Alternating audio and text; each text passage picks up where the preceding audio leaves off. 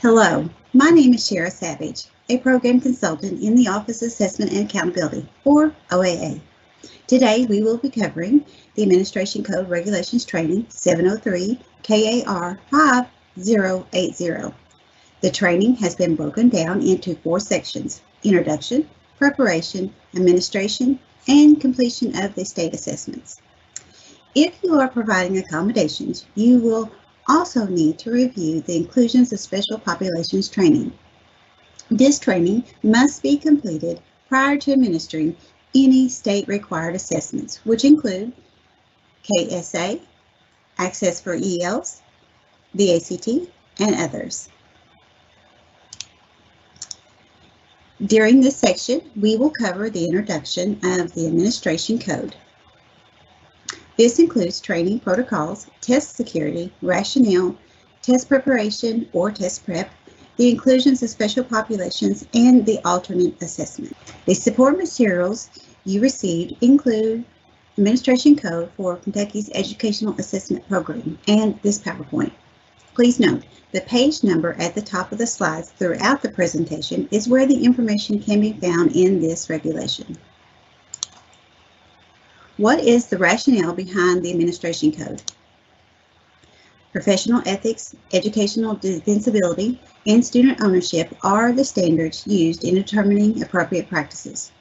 Any state test preparation practice must be done in a manner that will impact instruction and benefit student learning. Actions taken by anyone involved with the test administration shall be done to benefit students' overall learning and not to solely gain a testing advantage. The assessments are designed for students to demonstrate their understanding. Inappropriate assistance can lead to invalid and unreliable test results, impacting students, parents, schools, and communities. Now let's take a look at test security. KDE employs various data forensic techniques as part of its testing monitoring process. The purpose is to examine anomalies that could possibly indicate wrongdoing and to investigate as needed. In fact, the investigation could be used to exonerate individuals suspected or accused of wrongdoing. Some discovery of inappropriate practices can be cheat sheets, adults changing student answers, receiving help, or verbal cues from administrators. Each year, staff from the OAA visits schools during the testing window. The visits are announced to the District Assessment Coordinator, or the DAC, shortly before the staff arrives at the school building. Sites are chosen both by purposeful and random selection. OAA staff will interview school and district staff, as well as request to see storage and testing areas. Certain documents are collected at the time of the visit. Any situation that is found to violate the Administration Code or the Inclusions of Special Populations regulation is reported as an allegation. Allegations are investigated by KDE staff. The investigations require documentation of the incident to be submitted and can include additional school visits and interviews with those involved, students and staff. Now let's take a look at appropriate instruction and test simulation practices. Let's start with what are considered acceptable instructional practices. Concepts appropriate for curriculum instruction can be found in the Kentucky Academic Standards. Other regulations apply to curriculum instruction, reward funding, etc. When planning activities tied to assessment, refer to the regulations. Reviews are done as part of standard instruction. Continuing this type of instruction during the test window is expected and should be reflected in lesson plans. Reflections in the lesson plans will serve as evidence of inclusions in ongoing instruction should there be questions about the review's timing. Employment outside of the school day is a teacher's choice. Examples of outside employment may be individual student tutoring paid for by parents, ACT National Administration, Sullivan Learning Centers, etc. Please note, teachers and other staff shall not be required to conduct preparation activities instead of regular classroom instruction and shall not be required to conduct test prep activities outside the normal workday. Please see page 13 of the Administration Regulation Code. Test simulation practices are allowed under certain circumstances. Activities related to testing preparation should be planned to improve student learning, including reviewing student results, student feedback, and advanced instruction. Events for sole purpose of raising test scores or practice with no feedback are not acceptable. Testing activities that provide feedback that can benefit students' overall learning are acceptable and encouraged. Students should be familiar with using test-taking strategies for assessments such as those used in the classroom, direct formative assessments, etc., not just for the use on state-required assessments. Test prep courses, whether developed by teachers, districts, or commercially bought products, are acceptable as long as the results are used to identify students' strengths and weaknesses and to guide students' instruction. Beginning on page 16 of the regulation, it touches on the Inclusions of Special Populations Regulation and the alternate assessment. If you are providing accommodations, you will also need to train on the Inclusions of Special Populations training. Annual training of the Inclusions of Special Population Regulation is required if you provide accommodations to students. Annual training is essential for staff to understand their role in providing accommodations and to meet regulatory requirements. Accommodations are intended to allow students with disabilities access to the curriculum and assessments at the same level as general education students. The purpose of accommodations is not to provide an advantage or ensure proficient scores. The Inclusions of Special Populations Regulation is referenced in the Administration Code. A violation of this regulation constitutes a violation of the Administration Code. A violation of the Administration Code does not necessarily constitute a violation of the Inclusions of Special Populations Regulation.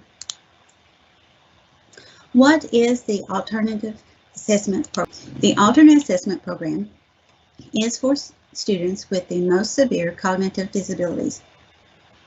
Only a student who meets all of the eligible requirements for the alternate assessment program may participate. Eligible students shall be identified through the admissions and release committee process. Interventions related to the alternate assessment should not diminish student ownership, but rather aid in the student's exhibiting his or her knowledge and skills. Accommodations used must be on the student's IEP 504 or PSP, and the student should be accustomed to their use. Altering student results for any reason is considered a violation. Neither students nor adults may continue working with the test materials after the alternate assessment test window deadline. Are there additional trainings required? Yes, there are additional trainings required for those administering the alternate assessments. And those other trainings can be found on the KDE website. This is our first check for understanding. These quizzes encompasses the materials we just covered. I will give you a couple minutes to read through these yes or no questions, and then we will discuss the answers. Is it acceptable to do scrimmages or test prep activities? Yes, if feedback to the students is provided. Next question, is it acceptable to do content review prior to testing? Yes, regular review of content as part of the ongoing year-long instructional practice is encouraged. Next question, are sites visited during testing only chosen randomly by OAA? No, OAA site visits are selected both randomly and purposefully.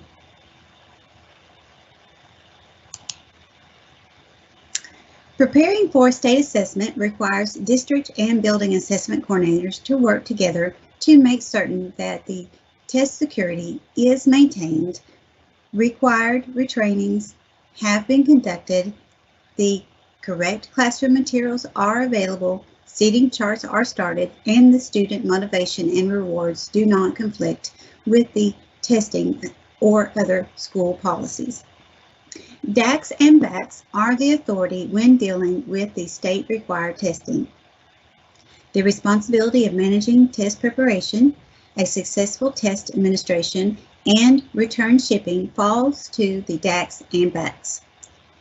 DACs or BACs shall schedule the test administration, arrange for adequate staff to administer the assessment, prepare accurate student testing rosters and seating charts, and ensure that all assessment materials are kept secure before, during, and after testing. Test security should be a top priority throughout the testing process, from the receipt of the materials through test administration and the return of materials by all parties involved with creating or handling of the testing materials. Secure materials will vary slightly by assessment, but let's look at our most prevalent test, KSA, to better understand what secure materials are. For online testing, you will see test tickets and seal codes created from the PAN system for TestNav, which is used by students to test. Once these items are printed, you must keep them secure until they are distributed on test day. After the test ticket and seal codes have been used, they will be returned to the BAC to be securely destroyed. If you are dealing with paper pencil test or accommodated test kits, you will have test booklets containing the test questions and answer documents to secure. In some cases, the test booklet and answer documents are combined into one booklet. Think KSA Science. You will notice that scratch paper is available to students in both the online and paper pencil testing formats. Scratch paper is considered a secure material, since test questions or answers could be gleaned from these papers. The move to online testing has allowed schools to print the test tickets on a single page, so that the students may use the rest of the page as scratch paper. This reduces the amount of paper which must be secured. Now that we have a better understanding of what secure materials could be, let's see what the regulation says. If you turn to page 6 in the Administration Code Regulation, you will find the test materials section, which is divided into acceptable and not acceptable columns. As we go through this training, the regulation page numbers are displayed on the slide to help you quickly reference the area. So what is an acceptable and expected practice? Test administrators need the test administration manuals in advance of testing to read and prepare for test sessions. Following the test manual directions and reading the scripts aloud is vitally important for successful standardized administration and to avoid committing an allegation. Scripts are updated yearly and are unique to each assessment. Reading all parts of the script help ensure that the student's test results are reliable and valid. What are not acceptable practices? Anyone having test booklets prior to testing without authorization from the DAC or the BAC. Why wouldn't you want to have test booklets early? What would be the first thing that comes to your mind if you saw someone with test booklets before testing? Would you think that they are looking at the test questions? Maybe that review session for the students concentrated on the test questions, giving their students an advantage over my students? Remember, students have the right to valid and reliable test results, which covering test questions in advance would negate. Do you think someone would file an allegation if they witnessed someone with a test booklet prior to testing? Yes, and it has happened. To protect yourself, do not handle secure materials unless asked by the DAC or BAC to do so. Handling the materials during the test administration or during the check-in, check-out procedure is expected. Handling those same materials at other times should be by direct request from the DAC or the BAC. This brings us to the second entry. It is not acceptable to make test booklets available to test administrators before the first scheduled day of testing or not keeping them secure between test sessions. This was designed to protect teachers and test proctors or administrators from the perception of wrongdoing. Does your school allow you to store test materials in your classroom? If so, the test materials left in the classroom must be double locked, such as a lockable storage unit inside a locked room. A double lock is only required for secure materials being stored in classrooms. Access to these locks shall be limited to authorized personnel. Secure materials stored in other areas such as vaults or counselor's office do not require a double lock. When not being used for scheduled testing, all assessment materials shall be stored in a secure location with access granted only to authorized personnel. In other words, please do not leave test materials outside of a locked storage unattended. Let's continue with confidential test content. For the KSA assessment, the Kentucky Academic Standards, or KAS, contain the minimum required standards that all Kentucky students should have the opportunity to learn before graduating. KAS helps ensure that all students throughout Kentucky are provided with common content and have the opportunity to learn at high levels. It is expected that teachers would know and teach concepts from those standards. Another acceptable practice is the visual scanning of student response booklets during or after a test session. The test administrator may look at the student's answer document to see if the responses are being recorded in the correct location, but should not be checking, grading, or scoring student responses or looking at test content for the purpose of learning or memorizing secure test materials. It is not acceptable to discuss, take notes of, or score test items. Have you heard of the term alert paper? It refers to the student writing or drawing about suicide, abuse, etc. to him or herself or others.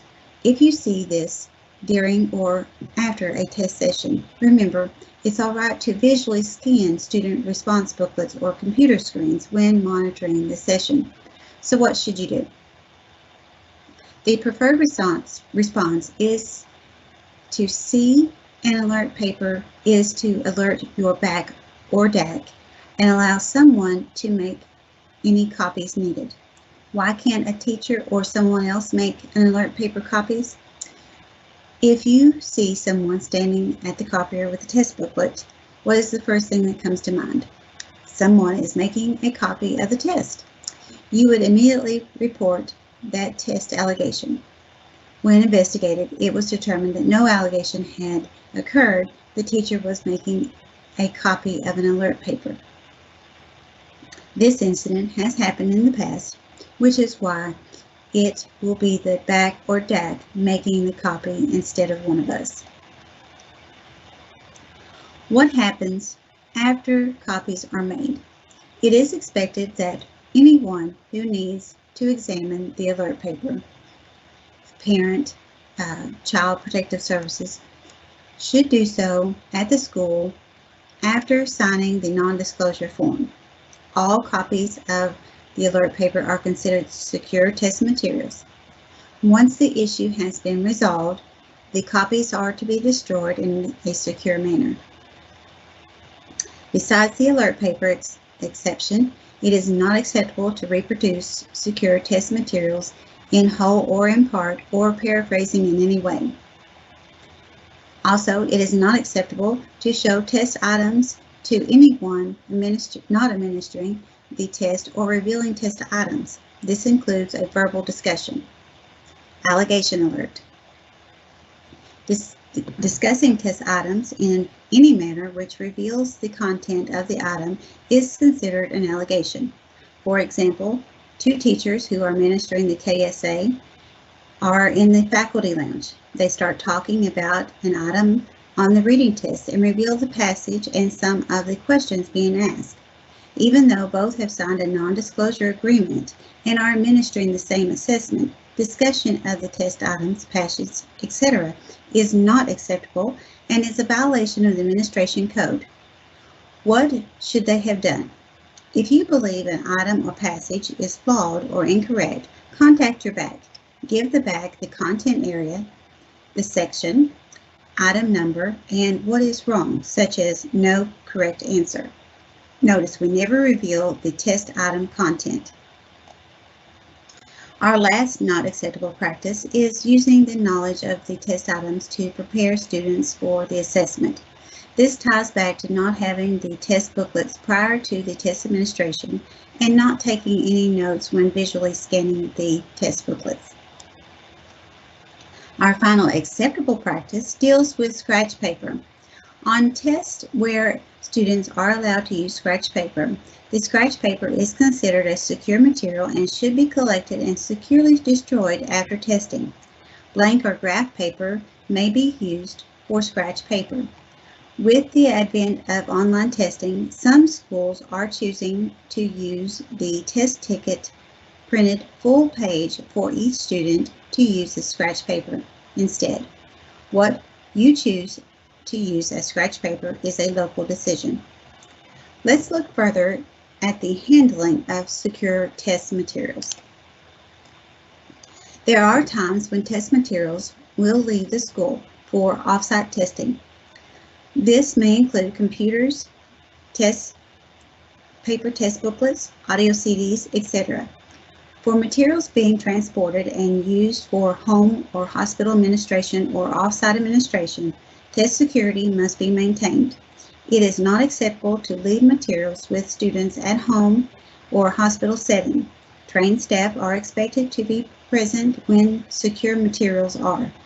Students utilizing paper pencil testing may be using non-standard responses, which are maintained on a flash drive or CD until all testing is complete to ensure that responses are not lost prior to the return shipment of the printed responses with secure test materials.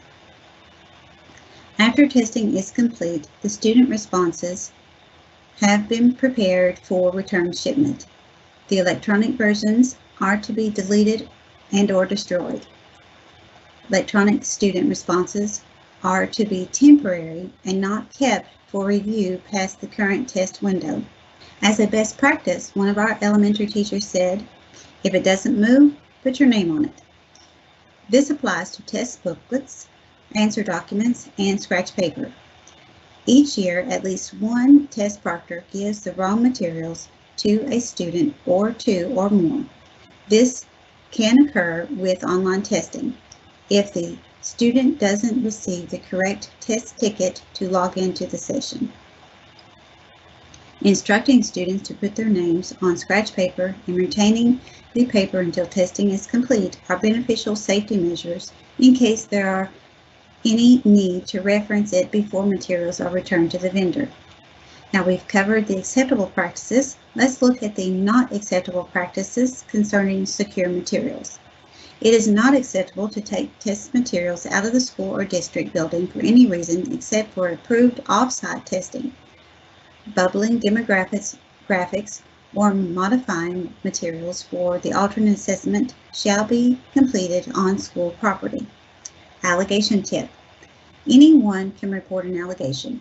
If you are seen with secure materials outside the school building or outside the district school building, someone might assume that you have nefarious motives, such as changing student answers.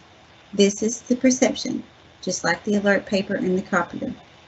In reality, you are leaving to do off-site testing. Work with your BAC on how to protect secure materials when transporting for off-site or homebound testing. If a student is using accommodated testing, which produces electronic versions of the test questions or answers, these materials must be destroyed following testing. Maintenance of these types of materials after the test window is an administration code violation. Lastly, a student shouldn't transport or move his or her own test materials from one location to another. For example, A student receiving extended time needs to move to another room to complete the assessment. An adult who has received the administration code training should transport and escort the student to the secondary location to finish. It is time for our next check for understanding. I'll give you a couple minutes to read through these yes or no questions, then we will discuss the answers. Is it acceptable to take photos of test items to use next year so that you know you are teaching the correct content? No. Test administrators may use released items and support materials posted to KDE website and the Pearson site to help prepare students for the assessment. Newly released practice tests are available on the Pearson site. Next question. Is it acceptable for testing staff to receive or access test administration manuals prior to the first day of testing? Yes, it is. Is it acceptable to read only the bold type instruction script in the TAMs and skip the test administrator instructions if you have been a test administrator in the previous years? No. Test manuals are updated yearly. It is time to look at appropriate assessment practices such as the required training for administering a state assessment. The administration code applies to all state-required pieces of the accountability system using the paper, pencil, or computers or digital technology. Any person with the potential to be involved with any component of the state-required testing must be trained on the administration code regulation prior to beginning the work. This could include, but not limited to, principals, off-grade teachers, substitutes, accommodation providers, librarians, etc. Any individual providing accommodations to special needs students must also receive training in the inclusions of special populations training. Volunteers who are involved in state testing, such as providing accommodations or helping with proctoring, must meet certain stipulations that also apply to school staff. No student may administer a state assessment. This includes peer tutoring. All volunteers must have background and safety checks, receive confidential training as well as the administration code and inclusions of special populations training, and sign a non-disclosure form. The volunteers must be under the strong oversight of a certified person who will be responsible for the test administration. If there should be a testing allegation involving a college student, the certified staff person in charge of the testing environment must be submitted on the allegation report. Schools and districts may use materials provided by the Kentucky Department of Education or those produced locally. Solely reading the regulation and signing the signature page at the end of the document shall not be considered adequate training.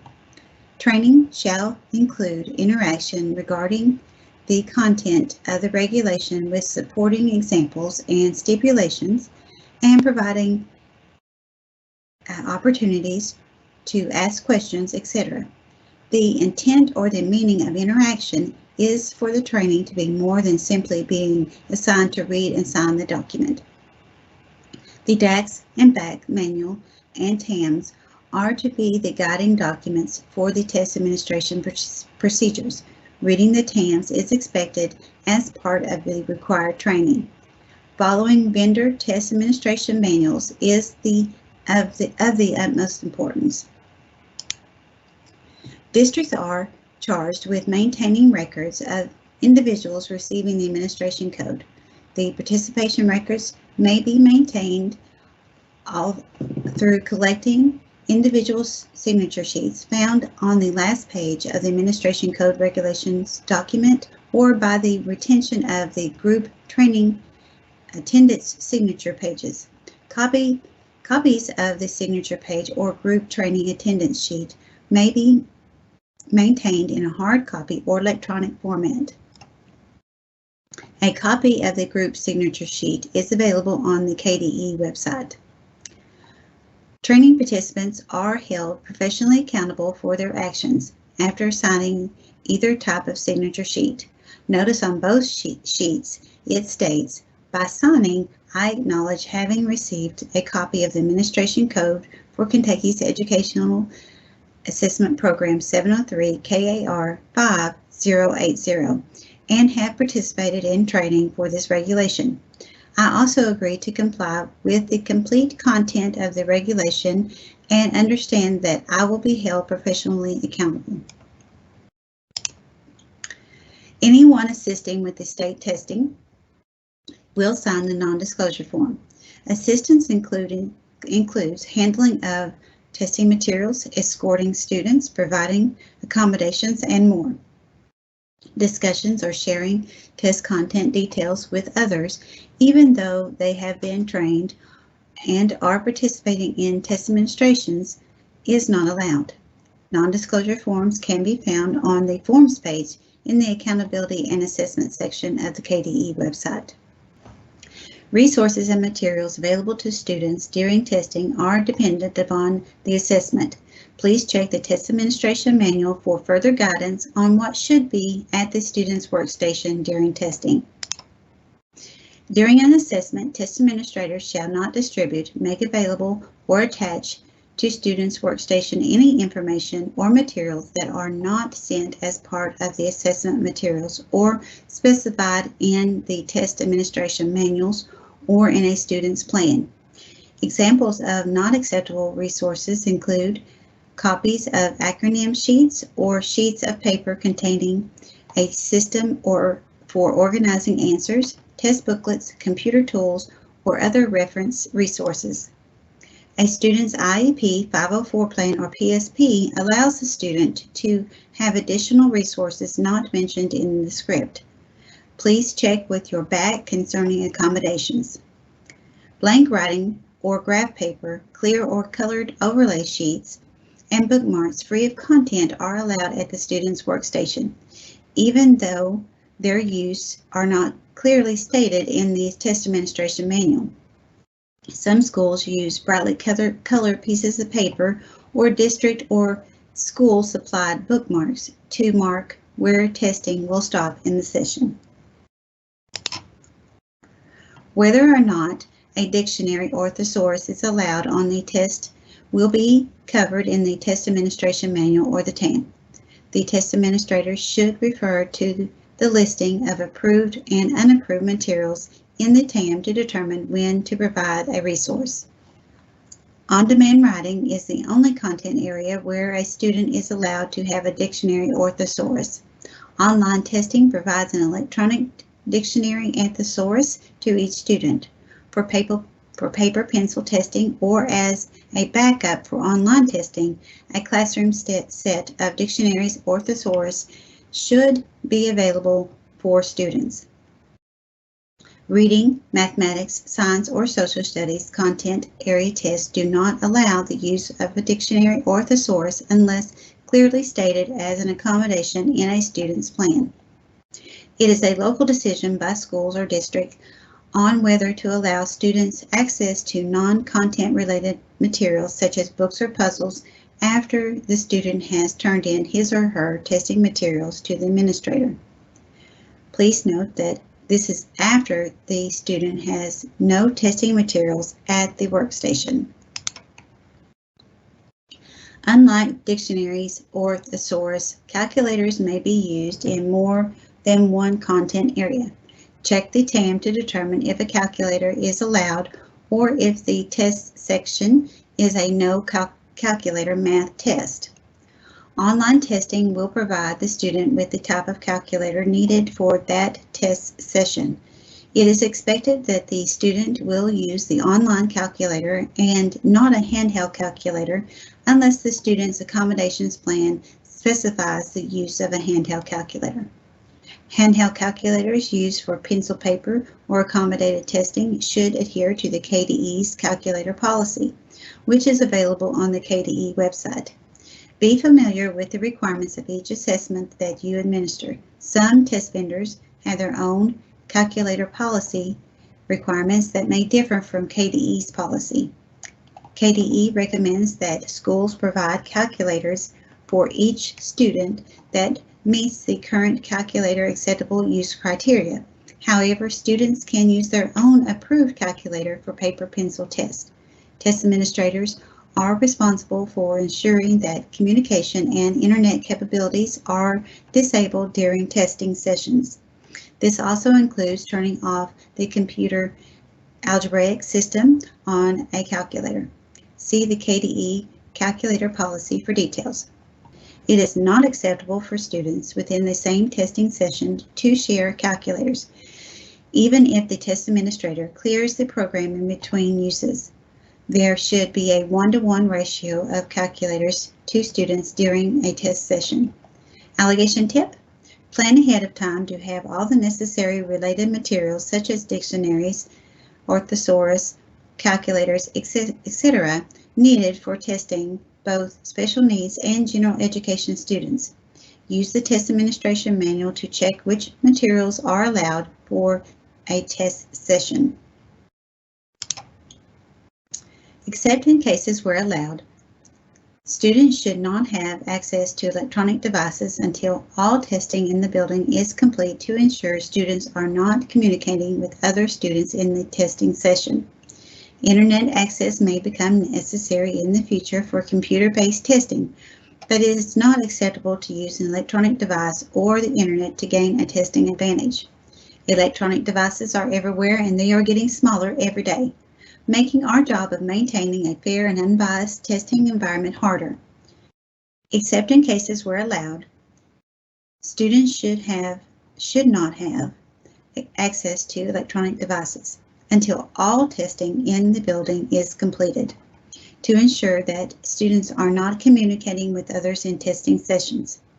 In the case of the ACT testing, smartwatches or Fitbits are not allowed, since those devices can connect to the internet.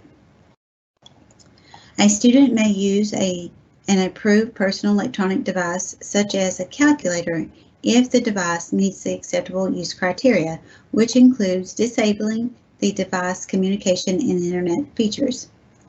It is not acceptable to use electronic devices or the internet to gain a testing advantage. Online testing provides a secure browser to prevent accessing other parts of the internet, therefore not allowing a student to gain an unfair advantage during testing. It is acceptable for test administrators to use electronic devices to contact school administrators regarding test sessions.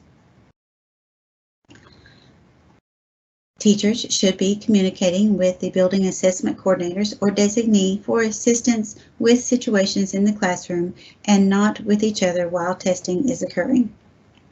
BACs or your principals may routinely request that teachers use their personal cell phones to notify the office if a need in the classroom, such as an ill student needing to be escorted from the room or the test administrator needing a restroom break. However, neither student nor test administrator shall use the electronic device, such as but not limited to cell phones, tablets, e-readers, for personal reasons during testing, except in the case of an emergency. We've looked at cell phones, electronic devices, etc. Let's move on to the testing environment. A few years ago, when the regulation was updated, it was decided that testing room surfaces would be free of content during the operational and field testing. Yes, this means bulletin boards, walls, and surfaces. It is acceptable to place instructional materials on the bulletin boards, walls, and etc. throughout the year, but when the room is used for testing, those same content materials must be removed or covered. Covered means a covering that's not see-through or opaque. Some examples of the materials are any content, information, or strategies for problem solving. These may be anywhere in the room, on the walls, floors, ceilings, windows, clothing. Yes, clothing. When the room wasn't required to be sanitized, there were some schools that were printing t-shirts with content on them for students. Sounds like a great idea, doesn't it? I can read your back, you can read mine, but what about the poor person in the front row? He doesn't have a shirt to read. He is now at a disadvantage. You could say the same thing about posters. If I was sitting next to a poster that just happened to have an answer to one of my test questions, I had an advantage over the person who is across the room who is too far away to read the poster. The covering of the room and the content did get a bit extreme. To make certain that all students had the same resources and advantages, the posters had to go. Let's take a closer look at some of these materials. What can remain on the walls are motivational posters or materials without content and standard periodic tables. Periodic tables? Yes. Periodic tables without additional content. If you do not know how to read a periodic table, it does not give you an advantage. Materials that are appropriate for instruction and display may not be appropriate during testing. Materials that contain content, problem-solving strategies, processes, etc. are unacceptable for display or use during testing. Even things painted on the walls. See the first equation that was painted on a classroom wall, or the three-dimensional sculptures or paintings used in a lesson must be covered. It's time for our third check for understanding. I will give you a couple of minutes to read through these yes or no questions, then we will discuss the answers. Okay, first question. Is it acceptable for a teacher to use his or her personal cell phone to communicate with another teacher about a testing situation in the classroom? No, it is not acceptable. Next question. Is it acceptable to allow general education students to use a handheld calculator instead of the online calculator? No, it is not acceptable to allow students to use a handheld calculator instead of the online calculator unless the online calculator is not functioning or the student has a disability requiring a handheld calculator. Next question. Is it acceptable to leave content on the walls in the testing room when administering a field test? No. Please clear the room of all content before testing occurs. Next question. Is it acceptable to allow students to read library or personal books as each student finishes and test materials are collected? Yes. But this is a local decision to allow the practice or not. Let's move on to seating charts. All state required tests must have a seating chart. Seating charts can be used for group testing, like the layout of the classroom, or for individual testing, which we see most often for accommodated students or makeup testing. The chart may be kept in either paper or electronic format and completed by the classroom teacher. A chart will be completed for each test session and kept on file. Sometimes the DAC or BAC will supply the teacher or test proctor with a locally created seating chart template to use, especially if the room arrangement is significantly different. Example templates created by KDE are available on the KDE website. For those who want to create their own seating chart templates, certain information must be included. So what information must be included on the seating charts? The test name, district and school names, the test date, room number, content area being tested, all the student names, names for all testing staff in the room, and the room layout. The student names should be placed on the appropriate places on the room layout. Some indicate where the student is absent from a seat on the chart. It is acceptable to use the same seating chart for more than one test session, especially if you are testing more than one section on the same day with the same students. If you have questions about seating charts you or your school have created, check with your district assessment coordinator. Students' motivation and rewards, including how to fund those efforts, can be confusing. This section will help remove some of that confusion. Good faith effort checklist may be used at any grade. The checklist expectations should be in general in nature and not include any requirement that would take away from student ownership. The checklist may include things such as comes to school prepared for testing with paper, pencil, and erasers, or with their Chromebook, arrives on time, does not disturb others, uses time wisely, and focuses on testing during the administration time.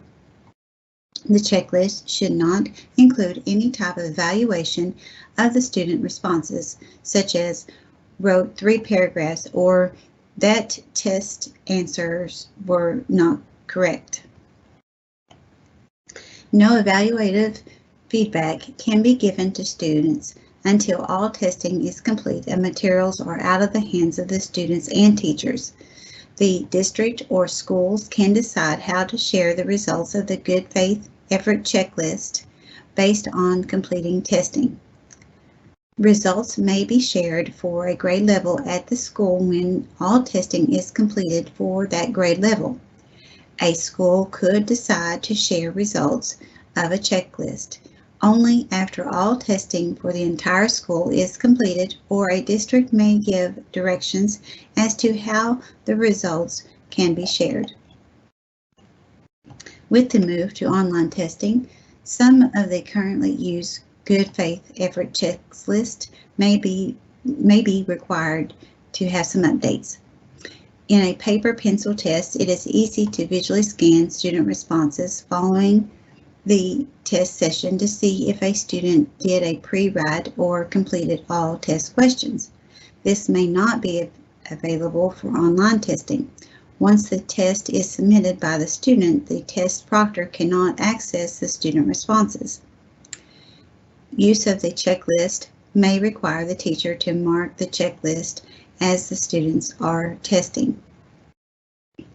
When using the good faith effort checklist, remember that this is the student's work, meaning we cannot require the student to use a particular organizer, strategy, or method to complete the test. If we choose to use a good faith effort checklist, how do we fund the rewards?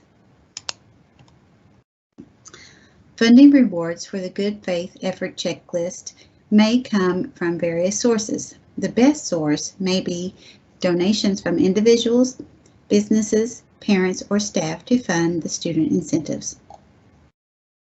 There are regulations besides the Administration Code regulation that applies to curriculum instruction, reward funding, etc. When planning activities tied to assessment, refer to the appropriate regulations. Your district or school staff should be able to assist you with which regulations apply to your situation. One such regulation concerns with the acceptance of donations and using school bank accounts. Follow the Red Book rules. It is not acceptable to use local school board funds or cash rewards from school activity funds generated by students for student incentives or rewards to A. Attend school during the testing window, B. Participate in assessment activities, or C. Perform well on state-required assessments. Also, extended school services or ESS funds cannot be used for test preparation. When it comes to funding, please check with your school or district financial staff, especially if you are contemplating giving cash rewards. Your district may have policies in place for acceptable rewards. Having a student retake a part of assessment because of disciplinary issues is rather straightforward with a paper pencil test, but not as easy for online testing. For online testing, the proctor will need to make note of the inappropriate content while monitoring, since they will not have access to the test responses once the student submits their answers. When a student's responses to a test item or items are reviewed and found to contain inappropriate language or drawings, the student may be instructed to answer the questions again on a separate sheet of paper for disciplinary purposes. The original responses shall be submitted for scoring to the testing contractor. The paper on which the retaken item is answered should be considered a secure material and treated as such, following the directions in the administration manuals for how to submit the retaken item to KDE. No changes may be made to the original responses recorded in the student response book. It is now time for our fourth check for understanding. I will give you a couple minutes to read through these yes or no questions. Then we will discuss the answers. Are seating charts required for makeup testing sessions? Yes, for both group and individual testing. Is it acceptable to announce on the intercom each day the results of the good faith effort checklist? No. Next question. Is it acceptable to let students know that they are doing a good job on the test responses? No. This is the students' work, not ours. Next question. Is it acceptable on the good faith effort checklist to require students to use a strategy they learned in the class when answering a test question? No. Requiring a certain strategy interferes with student ownership. During the administration of any state assessment, it is vital to think about test security, seating charts, administration practices, and test materials. What does test security monitoring look like? What is appropriate and active monitoring? Testing staff occasionally walking up and down the aisles of the classroom, staying visual at all times, and ensuring technology is not being used by students. Other vital considerations are essential to active monitoring, such as test administrators must be careful not to influence or take ownership of student responses in any manner. This may require suspending some actions that are routinely done during instruction. It is acceptable to advise all students before testing begins at the 5-minute warning to do such things as double check their work, look for items they may have forgotten to answer, and mark answers clearly by completely filling in the circle. Test administrators should make sure at the beginning of each testing session that students are in the appropriate area of the test booklet and student response book. As part of monitoring, test administrators should make sure that students do not get off track in their work. It is not acceptable to encourage students to edit their responses by providing an evaluation of student work through tone, gesture, or phrase such as, "You can do better," or "You can write more." Coaching, editing, pointing out errors or missing answers in the student's work or any item of the test to improve student scores is not acceptable. No one at any time is to alter student answers. Doing so could lead to sanctions by the Educational Professional Standards Board. Altering student answers does not solely mean physically altering, but also means such things as leading, coaching, or giving answers. Are breaks acceptable? Interval or restroom breaks are at the discretion of the school or district and held between test sessions. Refreshment breaks are acceptable. However, it is crucial that materials are collected, secured away from students, and students should be monitored at all times. For example, if students are taking a stretch break, the materials need to be collected and secured. If the students are in a standing position, the view to all materials are blocked, allowing for pictures to be made of test materials. If schools or districts have approved interval or restroom breaks, the length of time, refreshments served, and monitoring of the students must not affect the integrity of the testing in any way. It is advisable to schedule tests to avoid conflicts with lunch. However, if a lunch break is required during testing, lunch shall be brought to the students in the testing area.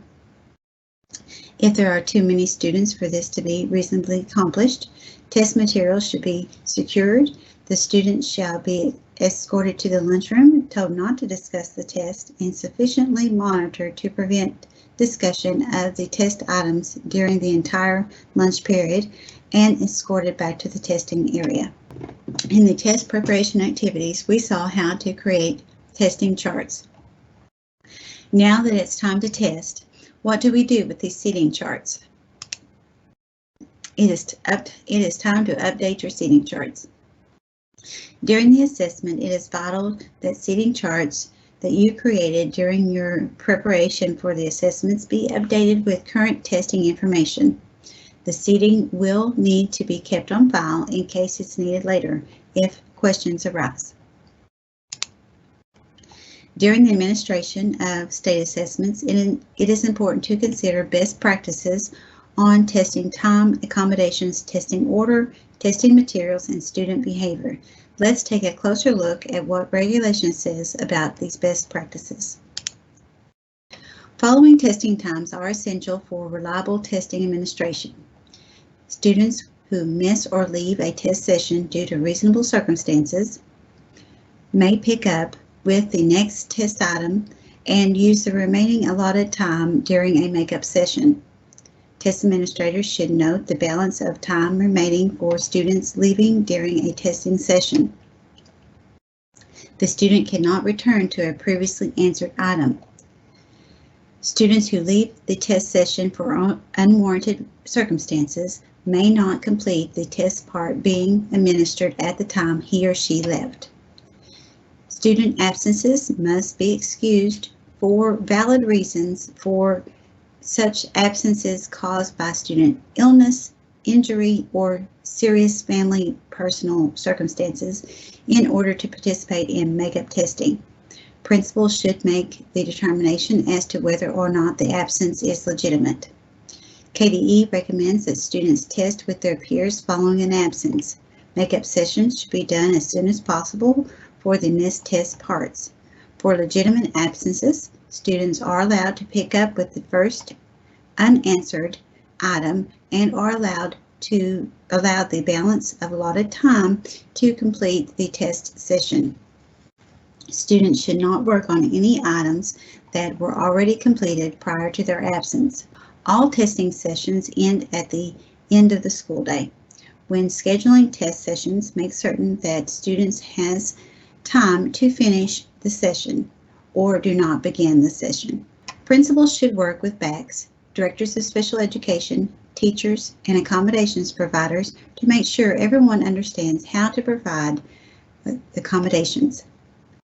The routine delivery of instructional services is another way of saying what regularly happens in the classroom. For example, if a student is not used to an audio CD throughout the school year, testing time should not be the first attempt at using them. Accommodations are to give student access, not an advantage. They also should not give an advantage or disadvantage to other students. Scribing for a student would be an example of an accommodation that would interfere with the administration of the assessment to other students. In a scribing situation, a student will be giving his or her answers orally, and another student could overhear. Students who receive extended time as part of their service plan are allowed to test with peers who do not receive extended time during their regularly timed session. To use their extended time, those students must move to another location and begin the extended time portion of the test session immediately. The amount of extended time allowed should be in accordance with the IAP 504 or PSP. The Admissions and Release Committee determines if it is time and a half, or double time. Assistive technology, where appropriate, should be considered for use during instruction so that it may be available for use during testing. The use of technology lowers the number of humans needed to provide accommodations. However, if a shortage of personnel occurs, the test schedule can be altered to meet student needs. Changing the testing schedule due to a shortage of personnel for providing accommodations does not mean changing the order of the test. All elementary schedules within the district can be different. For example, one fourth grade can have a totally different schedule from the fourth grade down the road. All fourth grades within the same school must have the same testing schedule. The testing window is the same for each grade level within the district. The only situation where it is acceptable to change the order of the testing is when a student needs to make up a test session. If the schedule must be changed for staffing reasons, the test sections must still be administered in the order in which they appear in the test booklets. Rulers may be kept after testing for future instruction. DACs and BACs should make sure that test administrators distribute the rulers provided with the current testing materials and are not using materials from a previous year's administration. The rulers and reference sheets are yours to keep following testing. Please do not modify the rulers by trimming off the end so that the 0 is now at the end of the ruler. Learning to read and use a ruler properly is part of the test. Alternate assessment manuals contain specific instructions for altering, modifying, and working with alternate materials. Test administrators do not have to wait for an incident to happen during testing to arrange for a student to test in a different location from his or her peers. This is considered a local arrangement. An IEP, 504 plan, or PSP is not required for this adjustment. It is essential to secure materials before, during, and after state assessments. What does the regulation say about reporting test material concerns? Errors or expected errors in test materials should be reported to KDE. The errors may be noticed while monitoring, scanning for good faith effort, or reported by students. It is acceptable for test administrators to read an item reported by a student in order to understand what should be communicated to KDE. At no time should secure information be communicated through unsecure means. Neither email nor texting is considered secure. If discussions pertaining to secure information is required, appropriate school or district staff are to be notified to arrange for a personal meeting. Only non-secure identifying information should be shared in writing to the appropriate school or staff. The information shared can be with BACs first and for them to forward to the DACs, or the information can be sent directly to KDE. Any written information should be basic, non-secure item identifying information. For example, KSA, Grade 7, Form 3, Math, Item 26 does not have a correct answer choice. Teachers should not discuss items with colleagues during or after a test session. Reported problems or concerns are to be relayed to the appropriate school or district staff. It is time for our 5th check for understanding. I will give you a couple minutes to read through these questions, then we will discuss the answers. Is it acceptable to indicate to a student the appropriate work area in a test booklet or a student response booklet after a testing session has begun? Yes. Is it acceptable to point out to a student that he or she probably hasn't written enough for a constructive response? No. No, it is not acceptable. It is not acceptable to encourage students to edit their responses by providing review of their work. Is it acceptable to allow students a few more minutes beyond the stop time to finish an exam if he or she has been working diligently? No. It is acceptable for test administrators to observe any time limits and follow the specific directions in the provided manuals. Which of the following are good active monitoring practices during a test session? Select all that apply. So A and C are the correct answers.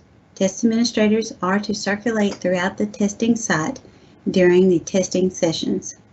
Principals and district administrators shall ensure that proper monitoring occurs. You're now in the home stretch. You've completed the test preparation and finished testing.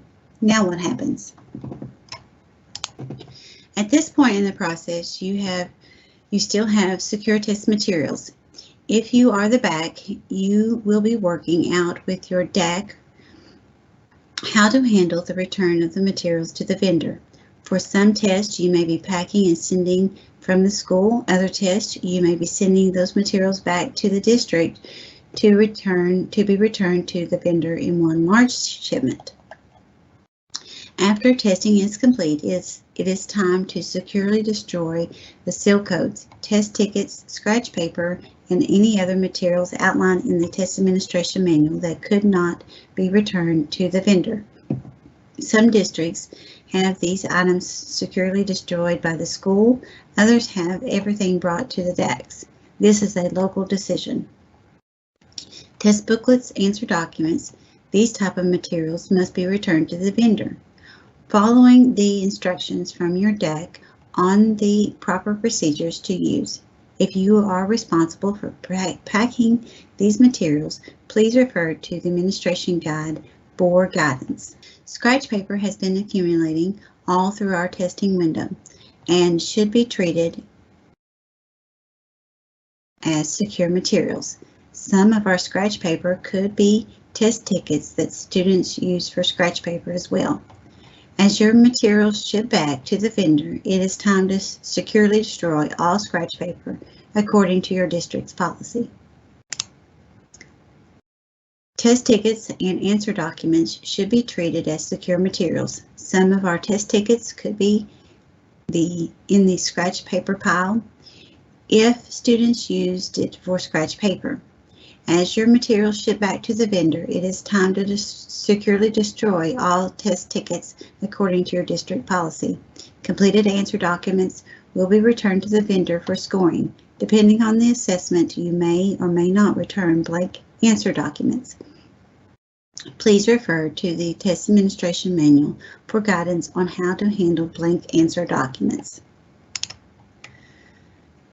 The review of secure assessment components has shifted from the district to KDE. Let's look at how those items may be reviewed. There are many times when persons outside of education environment request to see secure materials. Schools and districts do not have to take on the responsibility of allowing those materials. This duty has moved to KDE. Oftentimes, the request comes after secure materials are no longer in the district. KDE keeps on file, in paper format, all state-required assessments. For those willing to physically come to Frankfort, KDE may make arrangements for specific concerns to be addressed with appropriate staff from the Office of Assessment and Accountability.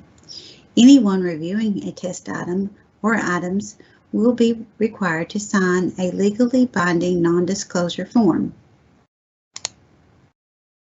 As much as we try to have a perfect administration, test irregularities can occur. Sometimes the irregularity will rise to an allegation. Determination if a test irregularity is an allegation should be made by the DAC. The definition of a test irregularity is unplanned occurrences during a test administration that may be resolved at the district level or could result in additional investigations by the state. These investigations may lead to the reporting of an allegation. What does a test irregularity look like? These are some examples of test irregularities. All of these are not allegations, but may need to be investigated to determine the status. All test irregularities should be conducted and maintained in the district. Getting statements quickly from all parties involved will assist the DAC to know if an allegation should be filed. When you look at this list, which one will you think rises to the level of an allegation? Student leaving the room without authorization, a student provided his or her accommodations, not provided his or her accommodations. Would all of these examples automatically not be an allegation? No. Each test irregularity would need to be investigated to determine if proper procedures were followed. If uncertain, talk with your DAC. We always get the questions concerning materials in the classroom during an emergency. It is spring when we do our KSA testing, and this is usually a time of spring storms and tornadoes. If you can secure the materials, please do so. But the safety of your students takes precedence over the test materials. KDE will work with you if something happens to your test materials.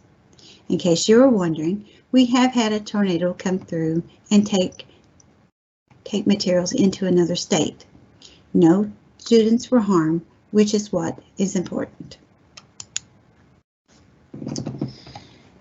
These are broad allegation categories or issue codes used for filing an allegation.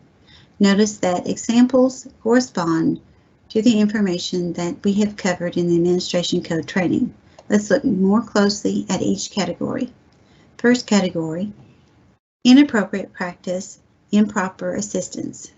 Commenting, indicating evaluation of a student's work, any actions, comments, or feedback that assist students in answering a question or completing the test answers.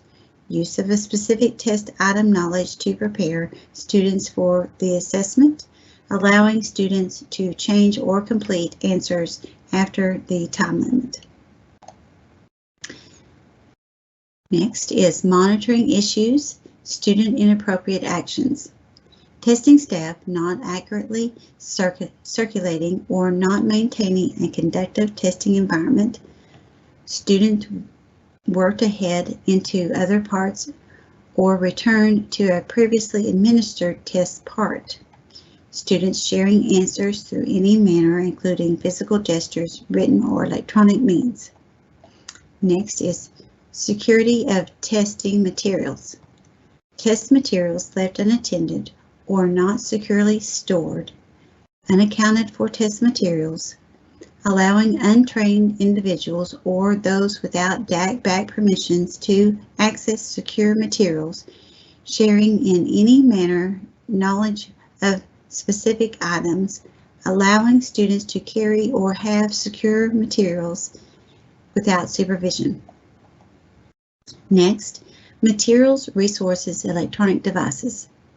Staff providing materials that are not a part of the state-required assessment, not providing resources as directed in testing manuals, displaying content information on surfaces in testing environment, inappropriate use of electronic devices during testing sessions.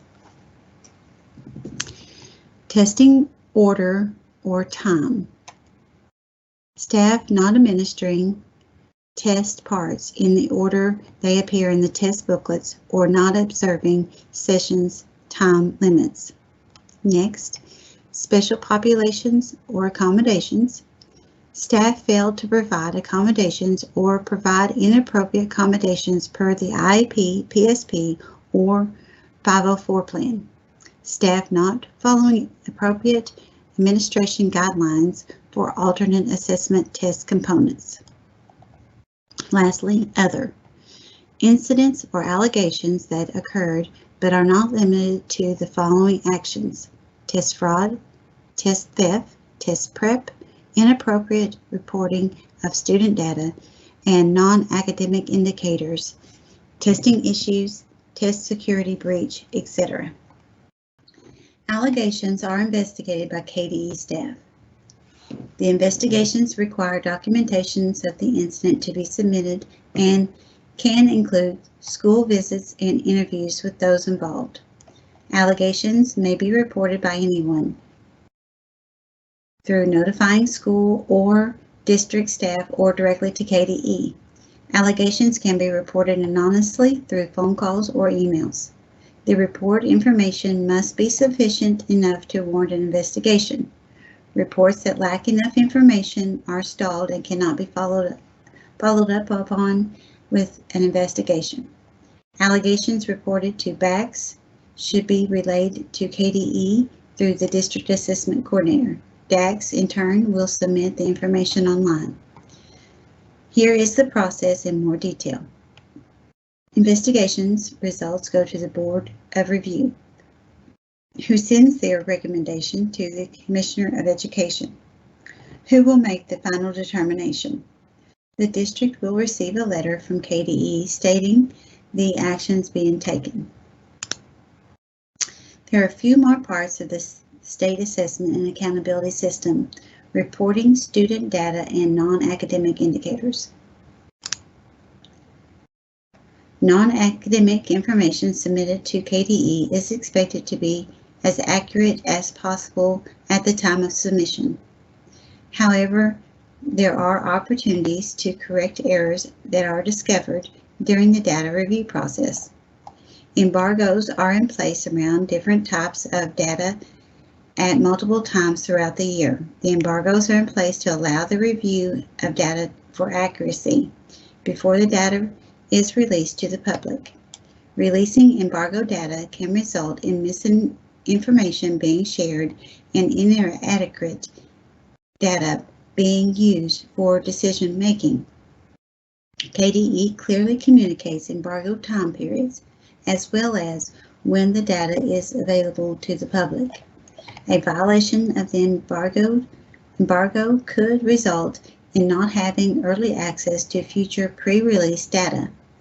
Non-academic data such as graduation codes are entered into Infinite Campus and retrieved from there for inclusion for public reporting for assessment and accountability. IC is considered the authoritative source for this data. As of November 30th, the Administration Code 703 KAR 5080 regulation is in effect that removes the extraordinary circumstances as an exemption category. Based on the findings from the federal audit, KDE may only allow student exemptions for significant medical emergencies. Medical exemptions will not include the type of non-medical exemptions previously defined as extraordinary circumstances, beginning now and in all future assessment administrations. It is time for our sixth and final check for understanding. I will give you a few minutes to read through these yes or no questions, then we will discuss the answers. Is scratch paper considered a secure material? Yes, it is. Next question. Are those who request to review secure materials required to sign a non-disclosure form? Yes, a non-disclosure form is required for anyone reviewing secure test materials. Last question. Do all test irregularities result in an allegation? No, they do not. This concludes our training.